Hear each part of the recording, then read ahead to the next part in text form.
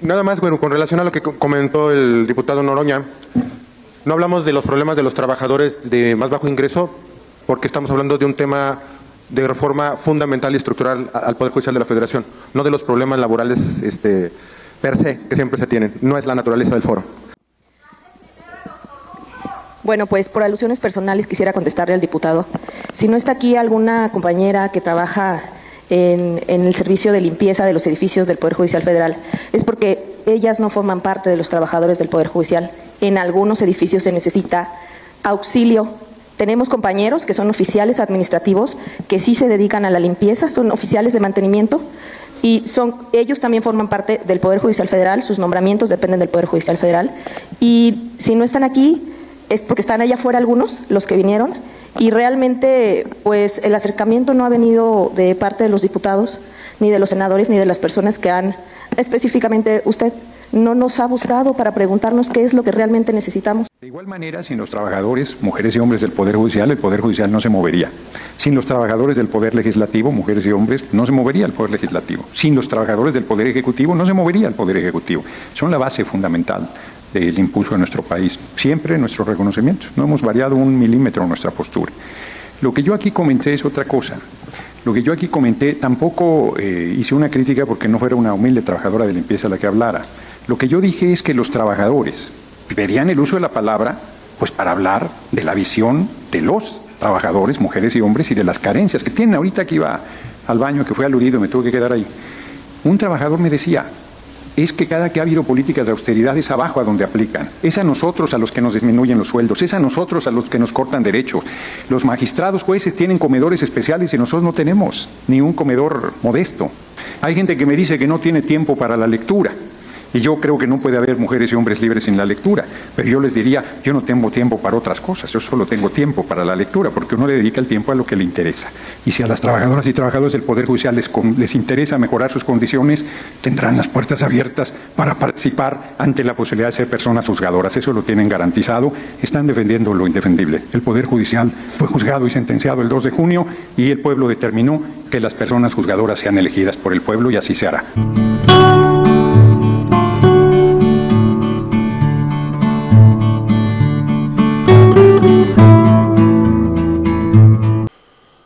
Vamos a ir nuevamente a la participación del diputado Fernández Noroña en los diálogos para la reforma al Poder Judicial. En el otro video, como vimos, vamos a recordar que los porros de Norma Piña reventaron la sesión de estos diálogos. Se tomó un receso para nombrar a una comisión y participaron 2 integrantes de los trabajadores del Poder Judicial. Pero los señores no llegaron a defender a los trabajadores, llegaron a defender al Poder Judicial. Amigos y amigas, el diputado Noroña, como recordamos, les dio un callón de boca. En este video nuevamente vuelven a tomar la palabra estos señores y le responden al diputado Fernández Noroña. Y como ya conocemos al diputado Fernández Noroña, no se iba a quedar callado. Amigos y amigas, vamos a ir al video, vamos a escuchar qué le contesta al diputado Fernández Noroña. Vamos a ir al video. Y vamos ahora a escuchar al diputado Leonel Godoy Rangel. Adelante, diputado, con tu intervención, por favor.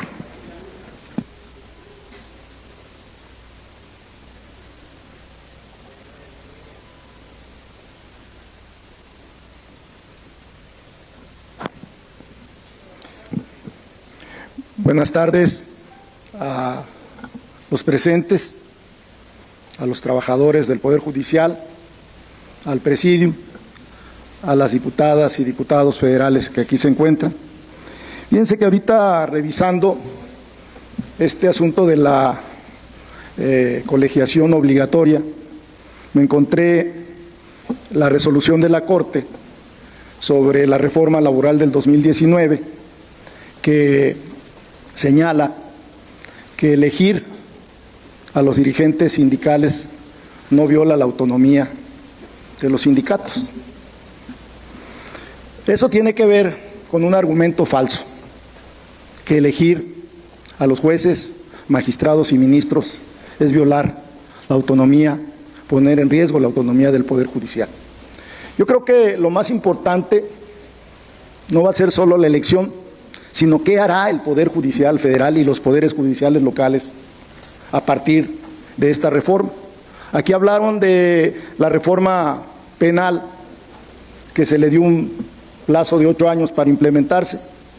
Pues aquí hemos hablado de la gradualidad, que por cierto es falso que estemos en contra, que ninguna coma se le quite a la iniciativa.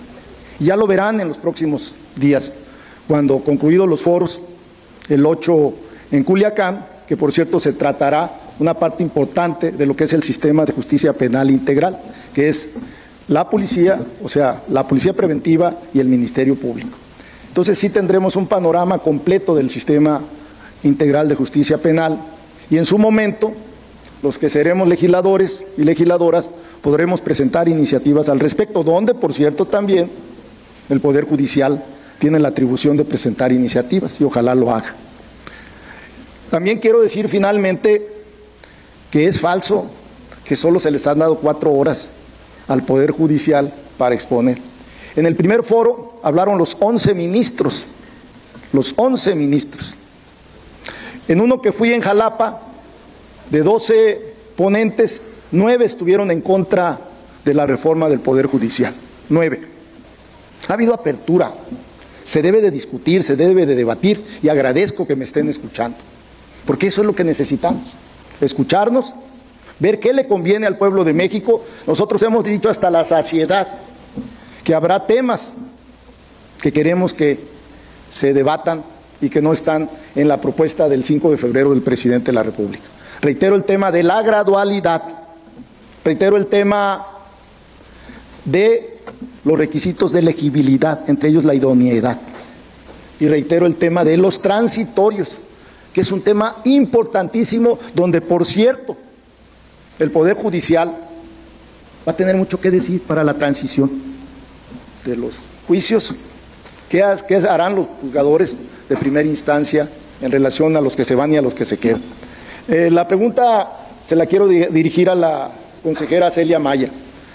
¿Habrá alguna diferencia entre esta resolución de la Corte, que dice que no es obligatoria la sindicalización, con esta propuesta de una colegiación obligatoria que usted y otros mencionaron? Quisiera saber cuál es la diferencia, porque yo creo, en mi opinión, que las reformas o las resoluciones últimas de la Corte han ido en contra de obligar, de forzar a que se colegien las gentes, los miembros, por ejemplo en este caso de los trabajadores, como ha ocurrido con 2 resoluciones de la Corte. Esa sería mi pregunta a la magistrada, a la consejera Celia Maya. Muchas gracias.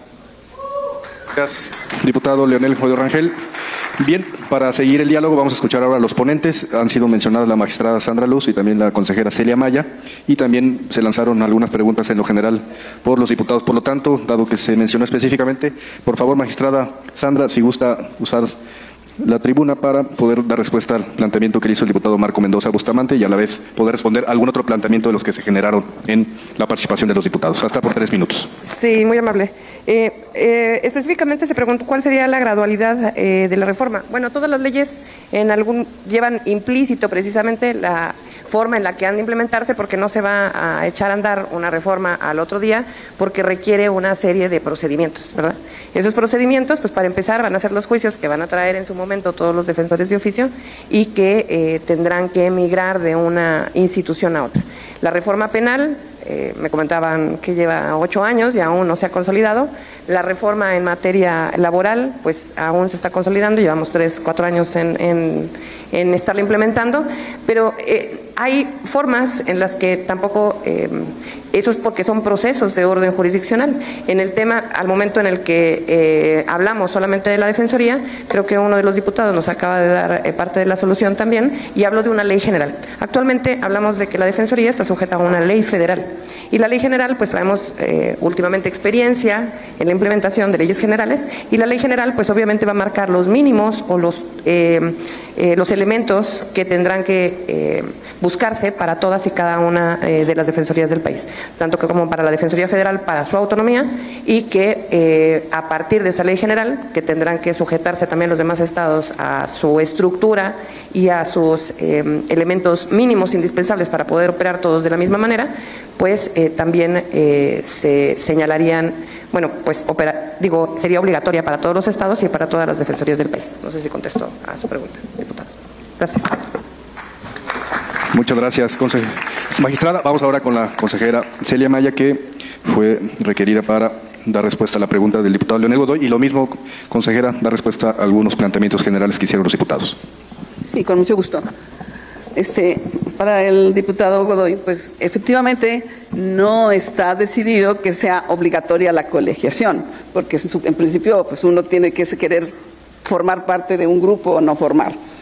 Hoy yo lo planteé en otros foros hace años, incluso cuando fui abogada litigante, decía, bueno, pues mejor es ser libre muchas veces, ¿verdad? Uno anda aquí, quiere decir lo que uno considera. Pero yo hoy planteaba lo de la colegiación obligatoria y me pronunciaba que me parecería conveniente a mí, porque con esto que está ocurriendo en el país, con esta reforma de profunda, que decimos, de profundo calado, pues nomás la tenemos que pensar en su dimensión, y es de profundo calado y va a caminar. ¿Por qué? Porque la demanda de justicia en el país es inmensa, la gente no está contenta. Yo le quiero decir aquí a los compañeros del Poder Judicial, yo soy una juzgadora profesional, 44 años de juzgadora, entonces sí sé lo que es el Poder Judicial, pero también les quiero decir que incluso hoy como consejera, nada más por todas partes, ya hasta de otros estados, no nada más en el mío que es Querétaro, que regreso cada semana a ver a mi familia, vengo a trabajo en la Ciudad de México, pero la gente me busca para señalarme las deficiencias, que un asunto, que otro. La gente no está contenta con la justicia. Entonces esta reforma de hoy pretende dar una respuesta. Claro que puede que no sea así como está planteada, pero por eso se están haciendo estos foros, por eso ya los señores y las señoras diputadas han mencionado que están escuchando y ya la van a reestructurar. Pero yo creo sí que los colegios de abogados tendrán que estar presentes. Y como no es posible hoy, ya terminó, no es posible hoy una democracia como en Atenas, donde todos vayamos a la plaza y opinemos, pues tenemos que hacerlo a través de la representación de los abogados. Y yo creo que los abogados hoy más que nunca necesitan hacer presencia, porque se trata de una reforma de la justicia. Muchas gracias. Muchas gracias, consejera Celia Maya. Le pregunto ahora a los ponentes, ¿alguien quiere tomar 3 minutos para responder planteamientos generales? Magistrada, adelante, por favor.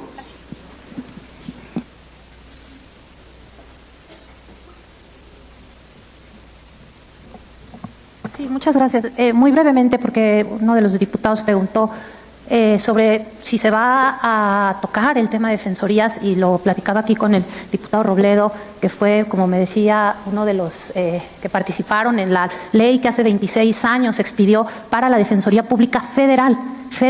Yo lo que mencioné en mi participación es la posibilidad de pensar una ley general, pero no pensar en una Defensoría Nacional del Pueblo que concentre en un elefante enorme a todas las defensorías y mezclar los fueros federal y local. Yo creo que parte de la apuesta es reforzar nuestro federalismo y, a partir de eso, una ley general que sí homologue, que estandarice, que coordine a las defensorías, porque muchos casos que se conocen en la Defensoría Pública Federal tienen alguna ramificación a la justicia local o viceversa. Entonces creo que hay mucho que hacer por acá, y yo sí lo único que pediría es que si en este diálogo, en esta posibilidad de reforma se va a incorporar el tema de defensorías, pues que las defensorías públicas, tanto la federal como las locales, podamos participar directamente y tener, porque además creo que hace falta mucho conocimiento respecto de nuestro trabajo. La Defensoría Pública Federal, por ahí alguien se atrevió a decir, no quiero mencionar quién, que éramos el patito feo. Desde luego que no lo somos. Aquí están mis compañeras y compañeros defensores.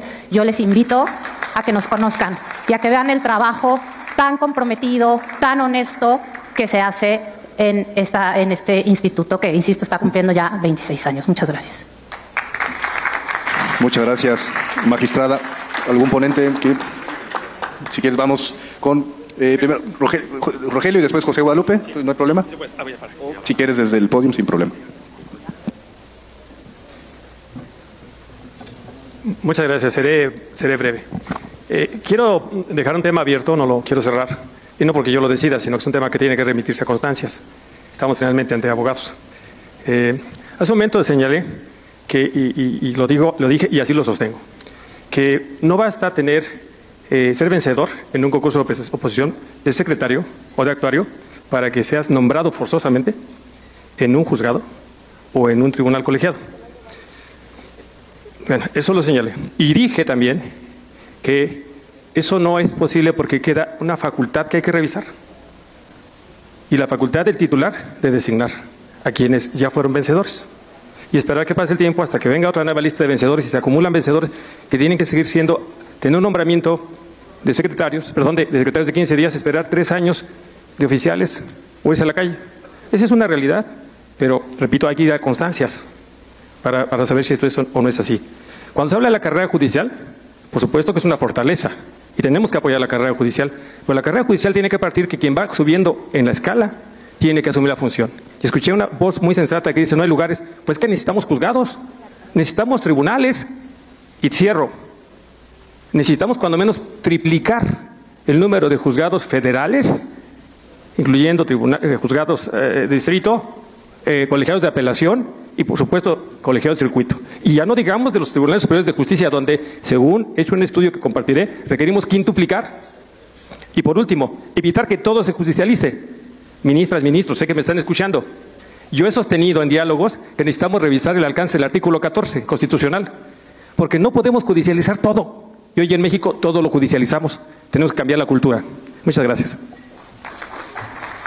Gracias, Rogelio. Ahora le damos la oportunidad a José Guadalupe, por favor, para tomar la intervención. 3 minutos.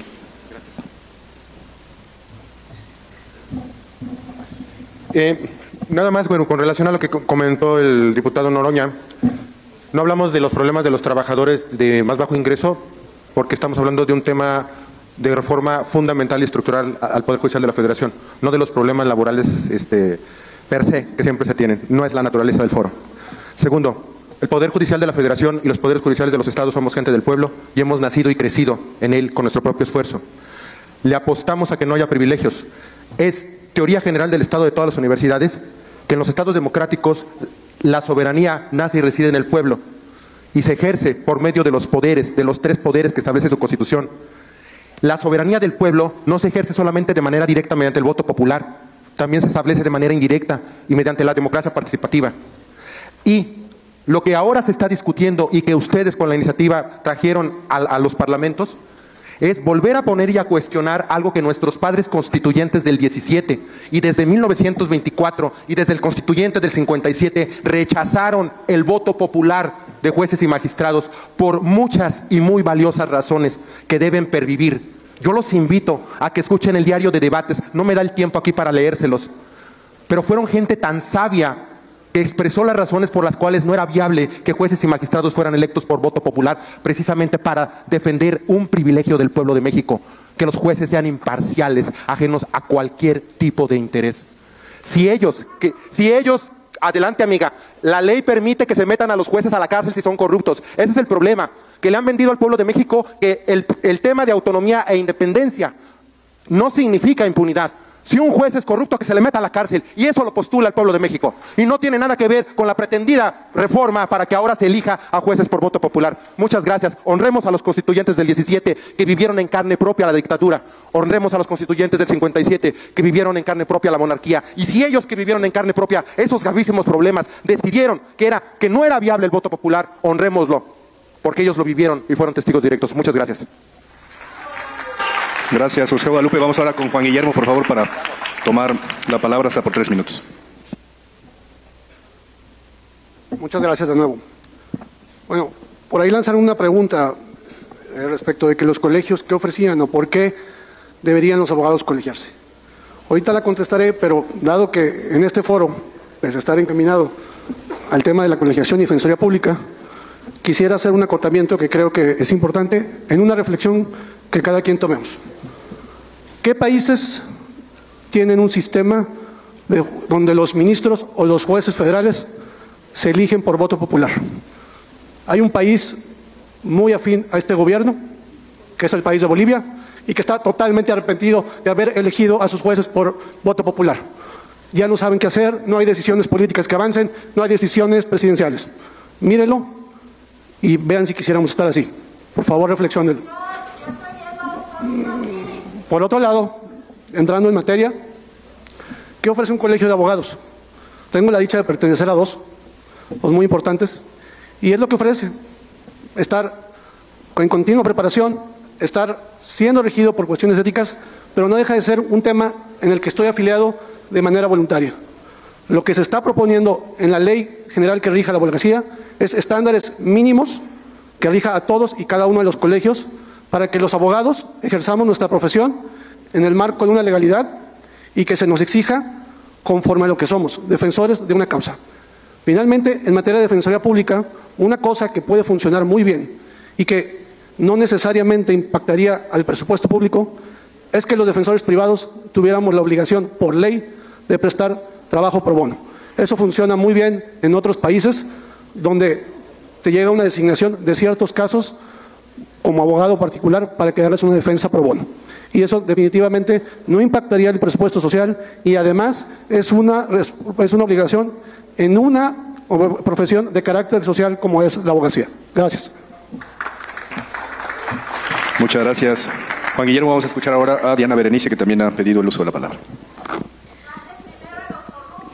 Bueno, pues por alusiones personales quisiera contestarle al diputado. Si no está aquí alguna compañera que trabaja en el servicio de limpieza de los edificios del Poder Judicial Federal, es porque ellas no forman parte de los trabajadores del Poder Judicial. En algunos edificios se necesita auxilio. Tenemos compañeros que son oficiales administrativos que sí se dedican a la limpieza, son oficiales de mantenimiento y ellos también forman parte del Poder Judicial Federal, sus nombramientos dependen del Poder Judicial Federal. Y si no están aquí es porque están allá afuera algunos, los que vinieron, y realmente pues el acercamiento no ha venido de parte de los diputados, ni de los senadores, ni de las personas que han, específicamente usted, no nos ha buscado para preguntarnos qué es lo que realmente necesitamos. No puede minimizar la voz que tenemos los dos compañeros que logramos entrar, porque no somos personal de limpieza. Empezamos muchos desde abajo y hemos logrado escalar. Y voy a la siguiente parte, la pregunta de por qué no a todos los que aprueban el examen de actuario de secretario los hacen inmediatamente actuarios o secretarios, porque no hay lugares.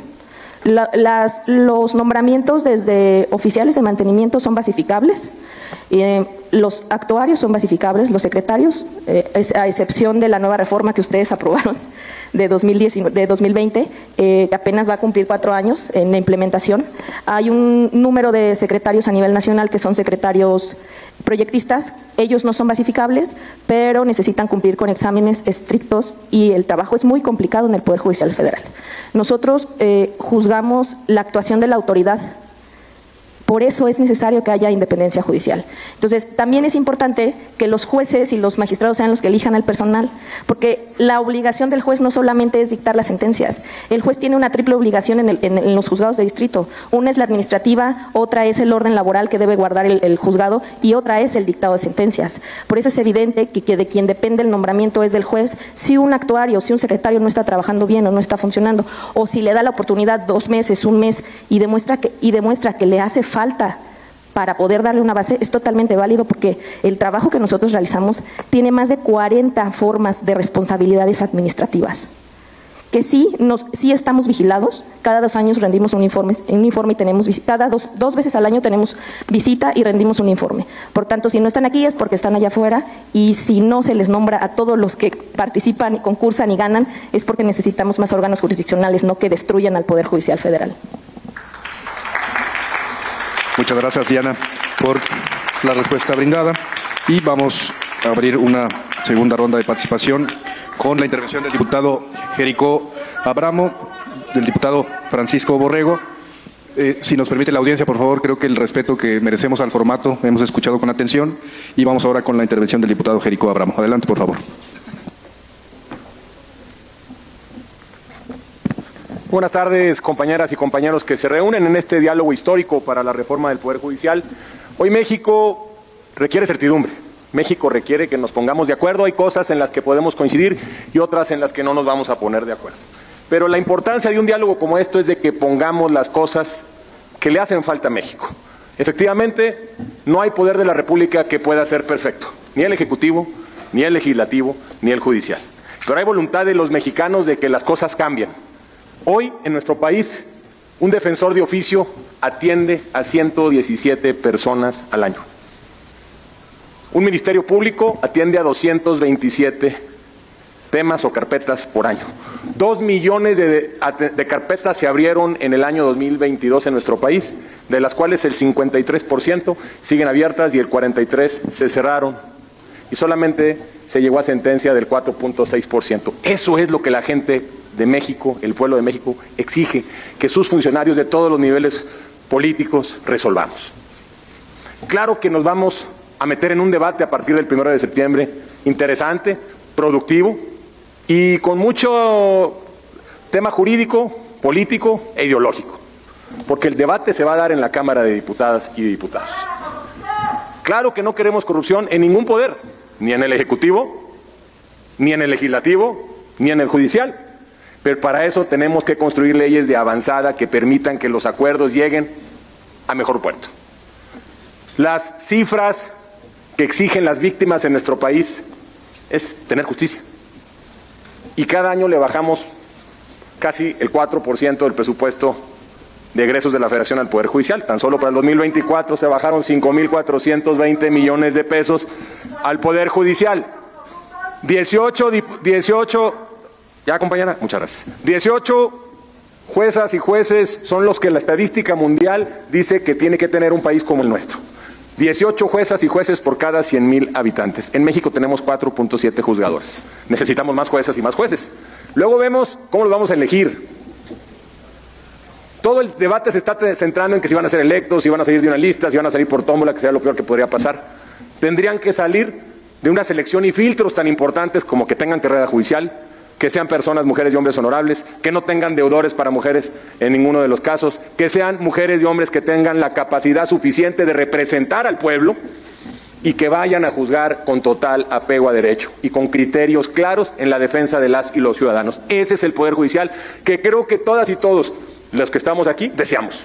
Luego vemos el tema ideológico y el tema político. Cuando la política se utiliza para hacer justicia, fracasa la justicia.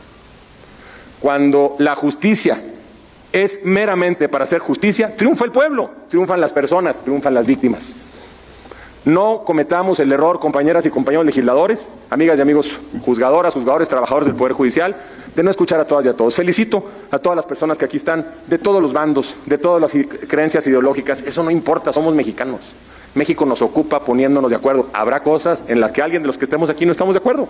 Eso lo dejamos para San Lázaro, para el debate de la comisión. Felicito a Juan Ramiro, que ha hecho un trabajo interesante. Don Leonel Godoy, gran amigo, decía, necesitamos la gradualidad. Efectivamente, cada una de las acciones y reformas tendrá que aplicarse de forma gradual y tendremos que ver los tiempos y las formas, las urgencias y los momentos en que tendrán que resolverse rápido, en corto, mediano y largo plazo. Septiembre es la fecha. Vamos a un tiempo donde la gente nos va a observar y nos va a evaluar.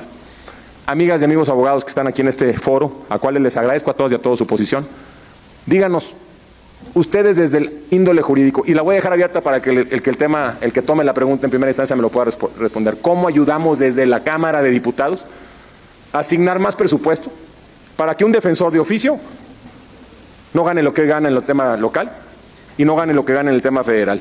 Queremos dignificación, queremos transparencia, queremos cero corrupción y verdadera representación hacia las víctimas. Pongamos gente capacitada, pero que tenga un sueldo decoroso, que le dé para vivir en la sana medianía como lo manda la Constitución, para que no sea corrupta ni corrupto y para que haga bien su chamba en favor de los mexicanos. Eso queremos. En la Cámara de Diputados tenemos la facultad presupuestal y tenemos la facultad jurídica de votar el presupuesto de egresos de la Federación. Vayamos pues, diputadas y diputados, después de la reforma jurídica que se haga, a meterle presupuesto a cada área para ampliar más juezas, más jueces, más ministras, más ministros, más ministerios públicos, menos burocracia, fortalecer a los trabajadores del sector judicial, darles sus garantías para que puedan tener carrera judicial, no dejarlos a la deriva y garantizarle a los mexicanos que tendrán un México de derecho y no un México de impunidad. Es cuanto, muchas gracias y felicidades a todas y a todos los de este foro. Gracias, diputado. Vamos ahora con el diputado Francisco Javier Borrego para que haga su pregunta.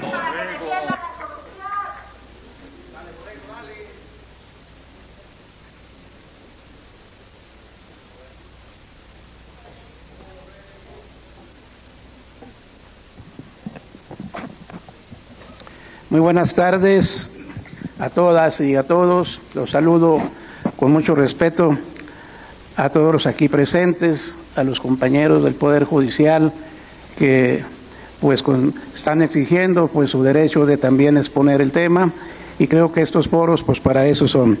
Quiero decirles que mi nombre es Javier Borrego, soy diputado por el Distrito 02 de Coahuila y tengo 2 legislaturas y voy por la 3ª legislatura. El tema de mi distrito, que es un distrito totalmente humilde, de los más humildes de Coahuila, pues la verdad piden justicia, piden lo que no se les ha dado en muchos años. Tengo 2 legislaturas que ya voy a terminar la segunda y es la misma petición. Si nosotros del Distrito 02 hubiéramos hecho lo mismo que hicieron los compañeros del Poder Judicial, hubieran venido no 500 o 600 que dicen ellos, hubieran venido 1,000, 2,000, 3,000 ciudadanos que claman justicia, que verdaderamente tenemos ciudadanos que están sin una oportunidad de que se les escuche. Ciudadanos que tienen dentro de las cárceles mucho tiempo y ni siquiera les han avisado por qué están dentro de la cárcel. Entonces, creo que es importante, como lo hicieron los compañeros, que se escuchen, que también nosotros, los que representamos un distrito, pues también les hagamos saber cuál es la necesidad de la gente que verdaderamente grita y aclama justicia. Y como ya lo dijo el licenciado, disculpe, magistrado, usted, discúlpeme que no me acuerde de su nombre, pero bueno, él dijo que verdaderamente necesitaban más acercamiento a la gente. Yo lo felicito, magistrado, por pensar así.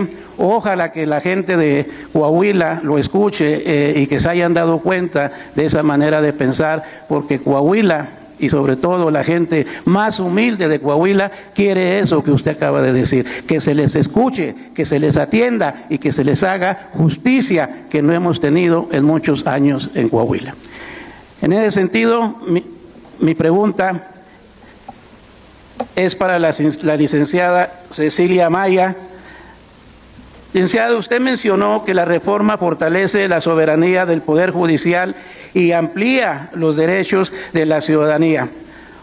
Pregunto, ¿por qué considera que esta reforma articula y fortalece los derechos de las personas que requieren justicia?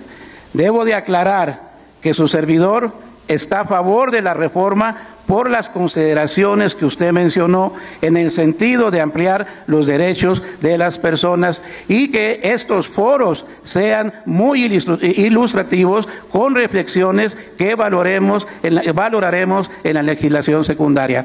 Decirles que verdaderamente haber traído este foro a Coahuila fue una petición de un servidor cuando estaban formándose los foros en la Cámara de Diputados. Por eso agradezco yo a mi compañero diputado Ignacio Mier, que es nuestro coordinador actual en la Cámara de Diputados, a nuestro coordinador en unos pocos días más, Ricardo Monreal, por haber aceptado que se llevara aquí en Coahuila este foro. Coahuila es uno de los estados de la mayoría del país que quiere justicia, que quiere que verdaderamente la gente se le escuche, que la gente verdaderamente se tenga acercamiento con la autoridad, como ya lo dijo el magistrado. Muchas gracias, magistrado, por ser como es, y ojalá que la gente de Coahuila, como un servidor, valoremos sus palabras que acaba de decir. Muchas gracias. Gracias, diputado. Perdón, gracias, Ramiro, también, mi diputado Ramiro, por la invitación. Así es. Diputado Juan Ramiro, que coordina estos foros. Vamos a escuchar al diputado Hamlet García Ganmaguer.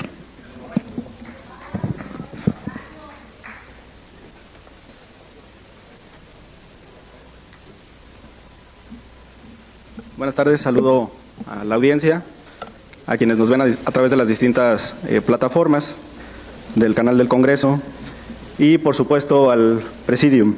Es un gusto estar en Coahuila. Mi madre es originaria de Matamoros y mi abuela de la región de la Laguna. Así que seguramente la Constitución local dirá que también soy coahuilense por ser hijo de madre coahuilense. Saludo especialmente también a mi profesor, Ricardo Antonio Silva Díaz, es un gusto encontrarlo aquí. Y quisiera expresar algunos comentarios en torno a las posturas que han fijado los ponentes.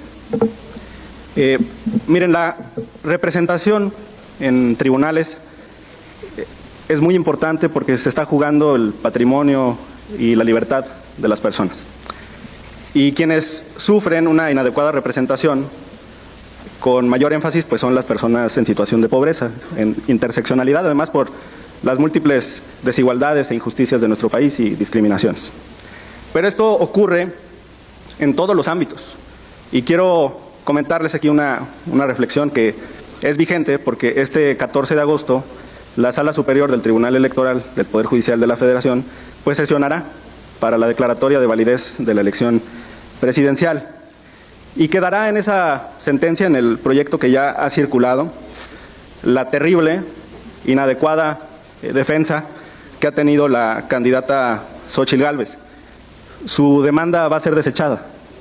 Y va a ser desechada porque no sé si es un gran despacho quien la representó, si forma parte de la élite jurídica del país, pero equivocó la vía y la sentencia los desnuda.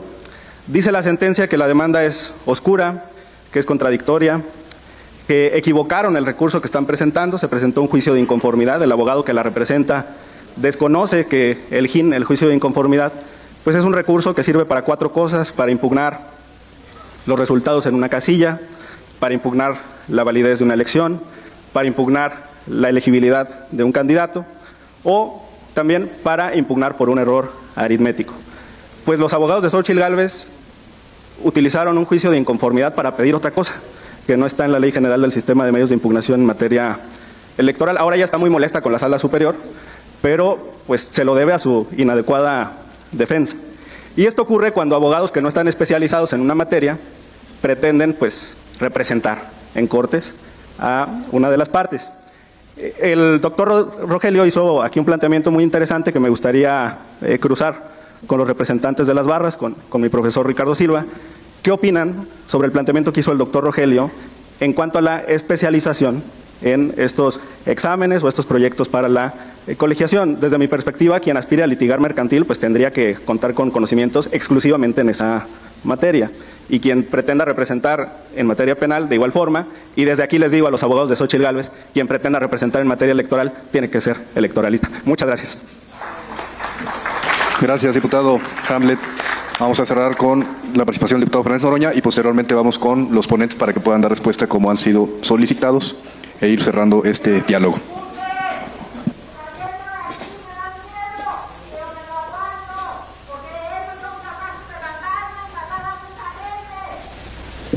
Muchas gracias. Solo para un par de aclaraciones, alusiones a mi persona. Primero, los trabajadores, mujeres y hombres del país y del mundo, mueven al mundo y al país. La riqueza se produce con trabajo, no se produce de otra manera. Y son ellos, sin ellos no habría nada de lo que existe de la creación humana. De igual manera, sin los trabajadores, mujeres y hombres del Poder Judicial, el Poder Judicial no se movería.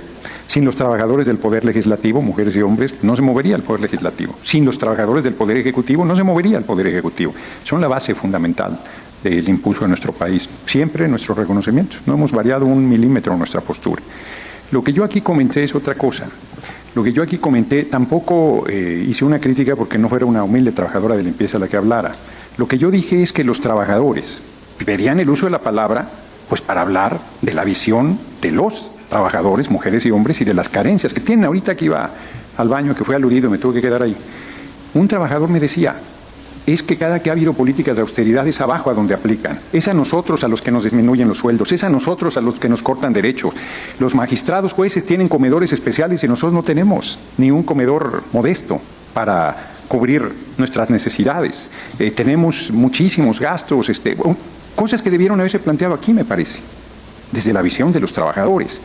Pero insisto, que desde la posición de los trabajadores se empate con la posición de los ministros de la Corte, magistrados, mujeres y hombres, jueces, mujeres y hombres, que se oponen a que el pueblo tome el control del Poder Judicial en sus manos. Que no van a ser los partidos, no va a ser nuestro movimiento. 16 millones de personas votaron por la derecha, pues saldrán a votar en consecuencia también cuando se elijan personas juzgadoras. Todas las personas juzgadoras tienen pase automático a participar. Y muchos de los actuales trabajadores, mujeres y hombres del Poder Judicial, podrán participar también si cubren los requisitos. Y si en el Poder Judicial no los proponen, vayan al Legislativo, que los vamos a proponer. ¿De dónde vamos a sacar las propuestas si no es de los abogados y abogadas que ya existen? Entonces, yo creo que ni siquiera necesitas buscarme, nada más con que vayas a registrarte. Si cumples los requisitos, serás considerada. No necesitarás el padrinazgo de ninguno de nosotros, de nadie. Por eso, está muy bien, dice, me interrumpe y dice que no tienen tiempo ni para irse a registrar, ¿no? Bueno, pues entonces, yo pediría... Pido evitar los diálogos, por favor. Te interrumpí. Yo tengo muchísimo trabajo y no los invito a que me ayuden a recorrer el país, a que vean las necesidades del pueblo, a que vean lo que escucho, a que vean lo que combatimos, a que vean... No, yo hago mi tarea, punto. Y si tú tienes interés en ser persona juzgadora, te podrás registrar y podrás participar. Y si realmente tienes tiempo, te darás tiempo. Cierro, que ya se me acabó también el tiempo. Hay gente que me dice que no tiene tiempo para la lectura. Y yo creo que no puede haber mujeres y hombres libres sin la lectura. Pero yo les diría, yo no tengo tiempo para otras cosas, yo solo tengo tiempo para la lectura, porque uno le dedica el tiempo a lo que le interesa. Y si a las trabajadoras y trabajadores del Poder Judicial les interesa mejorar sus condiciones, tendrán las puertas abiertas para participar ante la posibilidad de ser personas juzgadoras. Eso lo tienen garantizado. Están defendiendo lo indefendible. El Poder Judicial fue juzgado y sentenciado el 2 de junio y el pueblo determinó que las personas juzgadoras sean elegidas por el pueblo y así se hará. Muchas gracias por su atención.